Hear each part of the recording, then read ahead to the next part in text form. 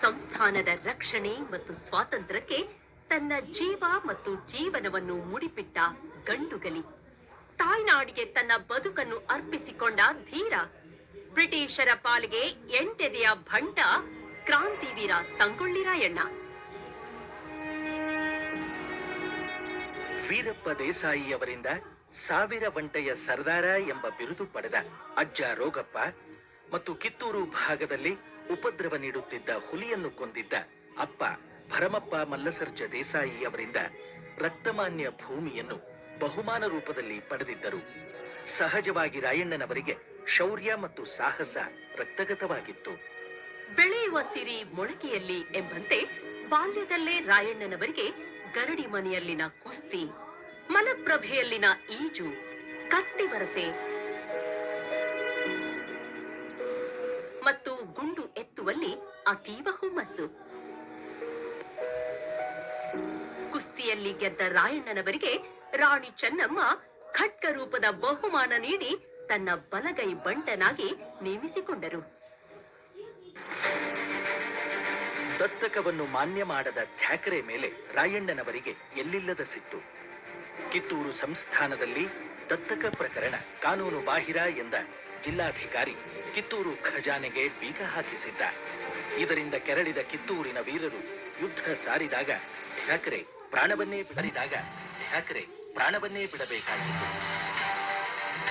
ಬ್ರಿಟಿಷರ ವಿರುದ್ಧದ ಹೋರಾಟದಲ್ಲಿ ಗೆಲುವು ಸಾಧಿಸಿದ ಕಿತ್ತೂರಿನ ಕಲಿಗಳು ವಿಜಯೋತ್ಸವ ಆಚರಿಸಿದರು.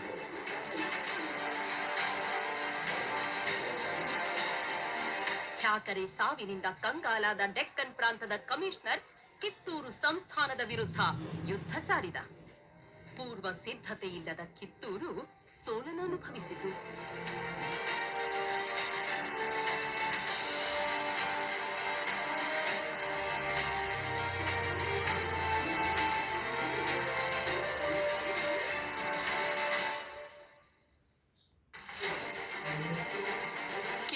ಸಂಸ್ಥಾನದ ಪತನದ ಮುನ್ಸೂಚನೆಯಲ್ಲಿ ಗುಪ್ತ ಮಾರ್ಗದಲ್ಲಿ ಸಾಗುತ್ತಿದ್ದ ಚೆನ್ನಮ್ಮರನ್ನು ಬ್ರಿಟಿಷ್ ಅಧಿಕಾರಿಗಳು ಬಂಧಿಸಿದರು. ಎರಡನೇ ಆಂಗ್ಲೋ ಕಿತ್ತೂರು ಯುದ್ಧದಲ್ಲಿ ಸೆರೆ ಸಿಕ್ಕ ಸೈನಿಕರಲ್ಲಿ ಸಂಗೊಳ್ಳಿ ರಾಯಣ್ಣ ಒಬ್ಬರು. ಅವರನ್ನು ಮತ್ತು ಅವರ ಸಂಗಡಿಗರನ್ನು ಧಾರವಾಡ ಜೈಲಿನಲ್ಲಿಟ್ಟರು ಬ್ರಿಟಿಷ್ ಪೊಲೀಸರು. 50 ದಿನ ಜೈಲಿನಲ್ಲಿ ಕಳೆದ ಸಂಗೊಳ್ಳಿ ರಾಯಣ್ಣ ಮತ್ತು ಸಂಗಡಿಗರ ಮೇಲೆ ಗುರುತರ ಆರೋಪ ಸಾಬೀತಾಗದ ಹಿನ್ನೆಲೆಯಲ್ಲಿ ಬಿಡುಗಡೆಗೊಂಡರು.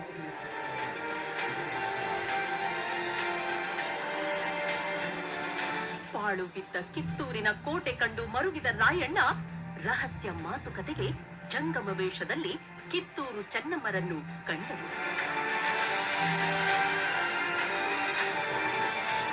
ಬ್ರಿಟಿಷರ ವಿರುದ್ಧ ಹೋರಾಡಲು ಸಂಗೊಳ್ಳಿ ರಾಯಣ್ಣ ಪಶ್ಚಿಮ ಘಟ್ಟದ ಗುಹೆಯೊಳಗೆ ಸೈನಿಕರಿಗೆ ಖಡ್ಗ ತರಬೇತಿ ನೀಡುತ್ತಿದ್ದರು. ಇತ್ತ ಬೈಲಹೊಂಗಲದಲ್ಲಿ ಗೃಹ ಬಂಧನದಲ್ಲಿದ್ದ ಕಿತ್ತೂರು ಚೆನ್ನಮ್ಮ ಲಿಂಗೈಕ್ಯರಾದರು.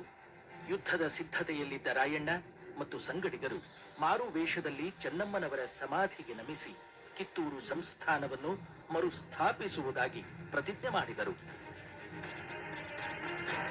ಇನಾಂ ಕಾಯ್ದೆಯಿಂದ ಕೆರಳಿದ್ದ ರಾಯಣ್ಣನವರು ಕುಲಕರ್ಣಿ ಬಾಳಪ್ಪನ ಮೇಲೆ ಕೆಂಡ ಕಾರುತ್ತಿದ್ದರು. ಮೈಲಿಗೆ ಬಟ್ಟೆ ತೊಳೆಯಲು ಹೇಳಿದರೆ ಖಡ್ಗದಿಂದ ತುಂಡರಿಸುವುದಾಗಿ ಎಚ್ಚರಿಕೆ ನೀಡಿದರು. ಕುಲಕರ್ಣಿ ಬಾಳಪ್ಪನ ಮೇಲೆ ಆಕ್ರೋಶ ವ್ಯಕ್ತಪಡಿಸಿದ್ದ ರಾಯಣ್ಣನವರನ್ನು ಸಂಪಗಾಂವ್ ಕಚೇರಿಯಲ್ಲಿ ಬಂಧಿಸಿ ಕರೆದೊಯ್ದರು.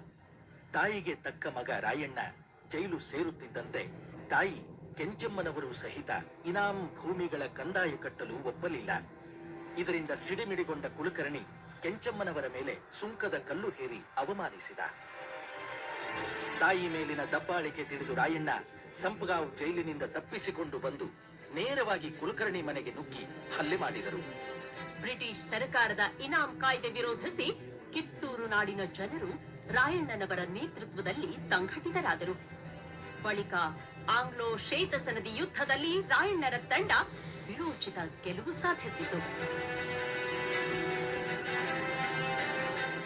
ಸುರಪುರದ ದರೋಡೆಕೋರ ಭರಮನಾಯಕ ರುಂಡ ಕತ್ತರಿಸಿದ ಸಂಗೊಳ್ಳಿ ರಾಯಣ್ಣನವರಿಗೆ ಕೃಷ್ಣಪ್ಪ ನಾಯಕ 300 ಜನ ನುರಿತ ಸೈನಿಕ ಪಡೆಯ ಸಹಾಯ ಮಾಡಿದ. ಕಿತ್ತೂರಿನ ಮತ್ತು ಸುರಪುರದ ಸೈನಿಕರನ್ನು ಬಳಸಿಕೊಂಡು ಕಿತ್ತೂರು ಸಂಸ್ಥಾನವನ್ನು ಸ್ವತಂತ್ರ ರಾಜ್ಯ ಎಂದು ಘೋಷಣೆ ಮಾಡಿದರು. ದತ್ತು ಪುತ್ರ ಮಲ್ಲ ಸಜ್ಜರನ್ನು ತಮ್ಮ ರಾಜನೆಂದು ಸ್ವೀಕರಿಸಿ ಬ್ರಿಟಿಷ್ ಅಧಿಕಾರಿಗಳ ಪಾಲಿಗೆ ಸಿಂಹ ಸ್ವಪ್ನರಾದ ರಾಯಣ್ಣ ಮತ್ತು ಅವರ ಸಂಗಡಿಗರು ಬೀಡಿ ತಾಲೂಕಿನ ಅಮಲ್ದಾರ್ ಕಚೇರಿ ಮೇಲೆ ದಾಳಿ ಮಾಡಿ ಕಂದಾಯದ ಹಣ ಲೂಟಿ ಮಾಡಿದರು. ಅಷ್ಟೇ ಅಲ್ಲದೆ ಕಾಗದ ಪತ್ರ ಸಹಿತ ಕಚೇರಿಗೆ ಬೆಂಕಿ ಹಚ್ಚಿದರು. ಬಳಿಕ ಖಾನಾಪುರ ಪಟ್ಟಣದ ಮೇಲೆ ದಾಳಿ ಮಾಡಿದರು.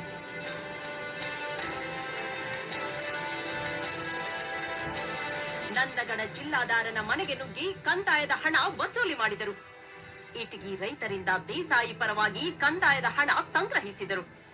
ಹಡಲಗಿ ಗ್ರಾಮವನ್ನು ಸಂಪೂರ್ಣ ಲೂಟಿ ಮಾಡಿ ಬೆಂಕಿ ಹಚ್ಚಿದರು. ಸಂಗೊಳ್ಳಿ ರಾಯಣ್ಣ ಮತ್ತು ಅವರ ಸಹಚರರು ಬ್ರಿಟಿಷ್ ಸರ್ಕಾರದ ವಿರುದ್ಧ ಜಯ ಸಾಧಿಸಿ ಸ್ವಗ್ರಾಮಕ್ಕೆ ಬಂದಾಗ ಗ್ರಾಮಸ್ಥರು ಅದ್ಧೂರಿ ಸ್ವಾಗತ ನೀಡಿದರು.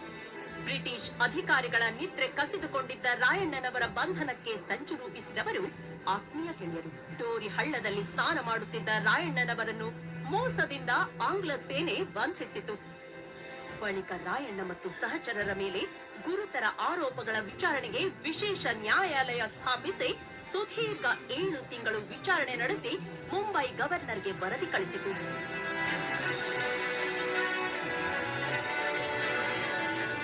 ರಾಯಣ್ಣನವರ ಜತೆ 7 ಜನರಿಗೆ ನಂದಗಡದಲ್ಲಿ ನೇಣು ಶಿಕ್ಷೆ ವಿಧಿಸಿ ತೀರ್ಪು ನೀಡಿತು ಬ್ರಿಟಿಷ್ ನ್ಯಾಯಾಲಯ. ಅದೇ ದಿನ ಇನ್ನುಳಿದ 6 ಜನರಿಗೆ ಜೀವಾವಧಿ ಕರಿ ನೀರಿನ ಶಿಕ್ಷೆ ವಿಧಿಸಿತು. ತಾಯ್ನಾಡಿನ ರಕ್ಷಣೆಗೆ ಬ್ರಿಟಿಷರ ವಿರುದ್ಧ ಟೊಂಕ ಕಟ್ಟಿ ಹೋರಾಡಿದ ಸಂಗೊಳ್ಳಿ ರಾಯಣ್ಣ ಪ್ರಾಣದ ಮೇಲೆ ಎಂದೂ ಆಸೆ ಇಟ್ಟುಕೊಂಡಿರಲಿಲ್ಲ. ನಸುನಗುತ್ತಲೇ ನೇಣಿಗೆ ಕೊರಳೊಡ್ಡಿ ಬ್ರಿಟಿಷ್ ಮುಕ್ತ ಕರುನಾಡಿನ ಕನಸಿನೊಂದಿಗೆ ಪ್ರಾಣ ಬಿಟ್ಟರು. ರಾಯಣ್ಣನವರ ಮೇಲೆ ಪ್ರಾಣ ಬಿಟ್ಟಿದ್ದ ಸಂಗೊಳ್ಳಿ ಮತ್ತು ನಂದಗಡ ಗ್ರಾಮಸ್ಥರು ವೀರ ಯೋಧನ ಬಲಿದಾನದ ಸ್ಮರಣೆಗೆ ಅವರ ಸಮಾಧಿ ಮೇಲೆ ಆಲದ ಸಸಿ ನೆಟ್ಟು ಅಂತಿಮ ನಮನ ಸಲ್ಲಿಸಿದರು.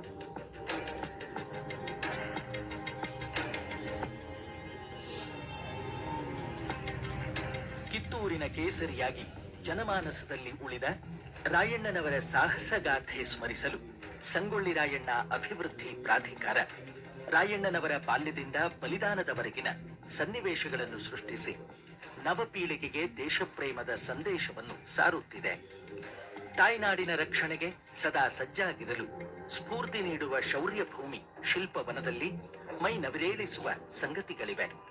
ತಾಯಿ ಮತ್ತು ತಾಯ್ನಾಡು ಸ್ವರ್ಗಕ್ಕಿಂತಲೂ ಮಿಗಿಲು ಎಂದು ಸಾರುವ ಶಿಲ್ಪಕಲೆಯ ಸ್ವರ್ಗವನ್ನು ಕಣ್ತುಂಬಿಕೊಳ್ಳಿ.